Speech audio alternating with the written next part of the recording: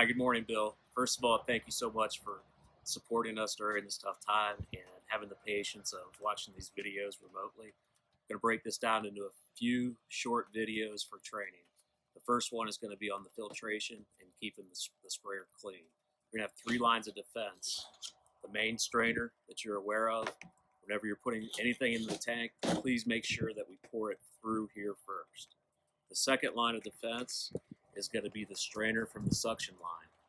In between every tank, what we want to do is we want to pull this horseshoe out, and there is a blue filter that's already inside of there. You are going to pull that out, rinse that in your tub. This is a larger mesh that I included with your purchase, so if you have anything like water dispersible or fertilizers, anything that has some grit to it that would be clogging that up, we're going to also offer a larger mesh.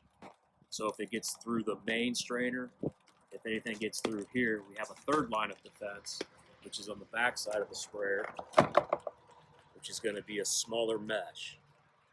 This one does not need to be changed or rinsed out in between every tank, but it'd be a good idea about once a month to go ahead and unscrew this gray canister, drain it out, and then rinse this and put it back in.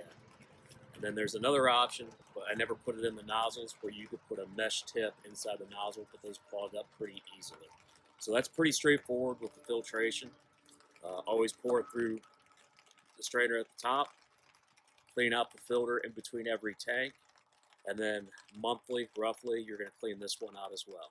And that's about it for the filtration. Next part's going to be the plumbing of the system. So we've calibrated this thing with all the bypass for each boom. And we've done the bypass for the agitation. These are set to a certain number when we do the calibration. We prefer that we don't mess with this. Although there's a knob there and you want to play with the knob, let's just leave that where it is, because we've done the agitation bypass and each boom bypass. So you have a left, a center, and a right boom. Please don't play with these knobs. These are also set so you have equal pressure, whether you spray with 3 booms, 1 or 2. Then we also have, as you're aware, the ability to spray with 3 different nozzles. Whichever one is pointing down, obviously, is going to be the one we're going to be using. We want to be consistent. So if we're green, obviously we want to be green all the way up through it. Yeah, so what we've done is we've set you up with a 1 gallon per minute air induction nozzle, which is great coverage on the front side and the back side. And then we also have the dual air injection, which is even better coverage for the front side and the back. Another thing you need to know about these nozzle turrets is you can pull these apart, and I would recommend it when you do your winter maintenance. And I'll come back, after everything settles down, we'll walk through this a little bit more thorough. But you can pull this clip out of here, and the whole turret will come off, and it has 2 O-rings. So if these things start to come up and they're not turning the way they should, they have detents to them. What we want to do is we want to pull that off, clean any of the chemical that may get on there, put some Vaseline, some kind of lubricant back on those O-rings, slide it back on. And the nozzles, we want to change these nozzles every year, because nozzles, believe it or not, are going to start to, the orifice is going to get larger, and it'll affect your rate. But also with that, on the side of the turret is a check valve. It's about a $5 part. I would recommend when you change nozzles annually, spend the money and get new check valves. Get a 10 PSI check valve for each one, so you're going to get 11 of those. Agitation. So what we've done is we've taken the agitation and we've improved it. We have 3 agitation nozzles on the side of the tank that are pointed down at an angle, so we're creating a roll. So you're going to have much better agitation with this thing by having a 6 diaphragm pump, and then anything that's bypassed from the boom is going to go to agitation, return to the tank, and we can keep the roll of the tank so you don't have to worry about any settling in the product. We can manually shut this off with the yellow valve that is right next to the boom and below the gray canister that has that filter. I would recommend that you leave it on. Nice thing about it is you can actually pull these clips out of the tank, pull the nozzles out without having to get inside, so we can clean those periodically as well.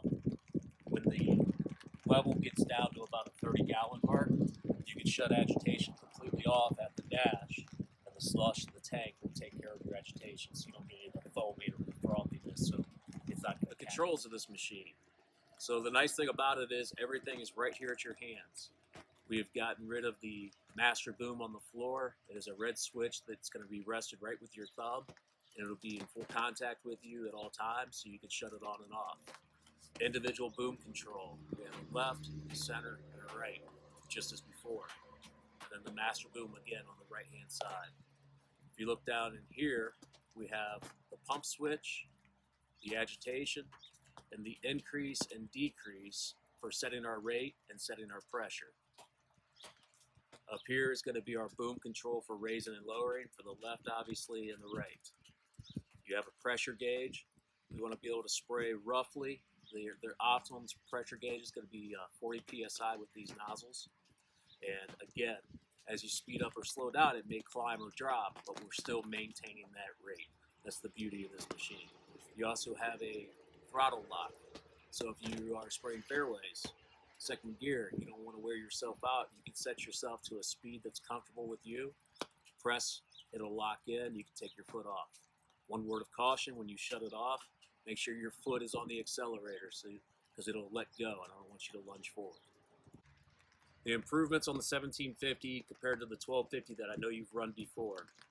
What we've done is now you can actually change gears on the fly. You don't have to come to a complete stop, listen for that clutch to pop.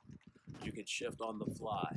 Now what has remained the same is when we pick a gear, if we want to spray in first gear on greens, to spray up to that 3.5 mile an hour mark, we're going to spray in first gear. And the beauty of that is no matter how fast or slow you go in that gear, it's going to maintain the rate because the pump is proportional to the ground speed. It's tied directly to it.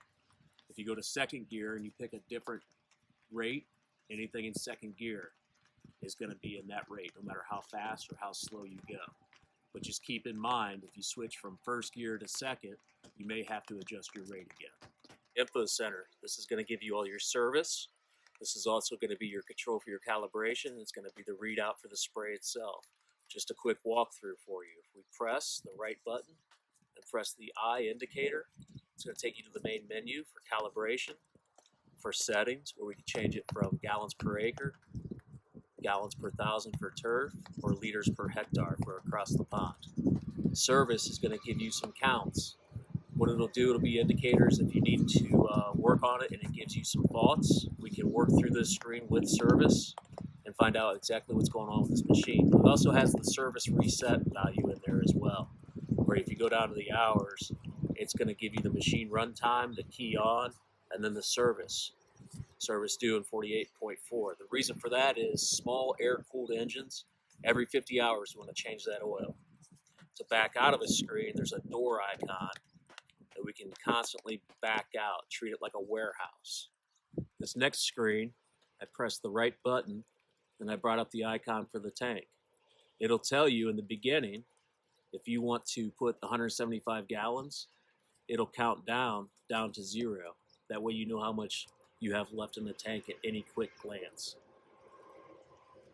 Go back to the home screen. To get to the calibration,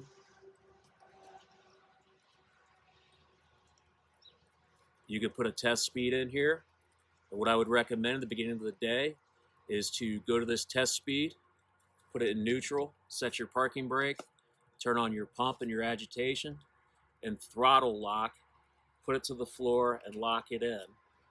And what it'll do is it'll tell you a certain speed that you could put in there. And you can see by using the plus and minus, I'm going to tell it it's sprayed at 3 miles per hour. To get back out of it, this machine now thinks it's sprayed at 3 miles an hour. The pump is running. Now we're going to use the rate lock switch. We're going to unlock it and then back down to the increase and decrease. You're going to set your actual rate on here to see what you want to spray. So if you want to spray at the 44 gallons per acre, you'll set it, and then at 3 miles an hour, it's locked in there. And that's how we're just going to get the thing running, make sure it's clean, and make sure it's running correctly before we run the thing for the day. Screen, at any given point, it's a quick glance, and you can see what your actual rate is while you're spraying. It's set for gallons per acre. We're not moving. Obviously, the parking brake is set. If I were to drop it off, it'll turn off. It'll also tell you your miles per hour. from this screen, we can also see how much we've sprayed as far as square footage, the gallonage that's been sprayed. And then we can also clear that out. So for each green, each fairway, you can clear that out if you would like. It'll take it and it'll cancel that out. You can see we're back to 0. So the nice thing about that is when you go out and spray, you can see exactly how many gallons it takes to spray a green, how many acres or square foot a green may be. So kind of the last video, the short synopsis of the sprayer is the operation when you're actually out spraying. So the screen is reading 0 miles per hour, 0 gallons per acre. If I had this running, which I'm not going to do just because of the noise, if I had it running, we're going to get to this screen. I'm going to pick first gear. Like I want to spray greens. I want to spray it roughly 2.5 miles an hour or hit my 88 gallons per acre. Okay. Again, the speed does not matter. It's going to increase and decrease as you speed up and slow down. Again, this is the master boom. You can turn things on and off, and it indicates if they're on up here on the screen. You'll see across the top, it'll look like it's spraying. You can shut all 3 off at one time. As I start to move, what I want to do is I want to unlock this switch, start to move in the parking lot, and have your pump and your agitation on. And now as I'm spraying in first gear and I've got water in here and I'm setting my rate, I'm spraying with everything on. Now it's going to start to read. And what I can do, since this is unlocked, is I'm going to increase and decrease until I get to that 88 gallons per acre, or if we set it to turf, 2 gallons per thousand.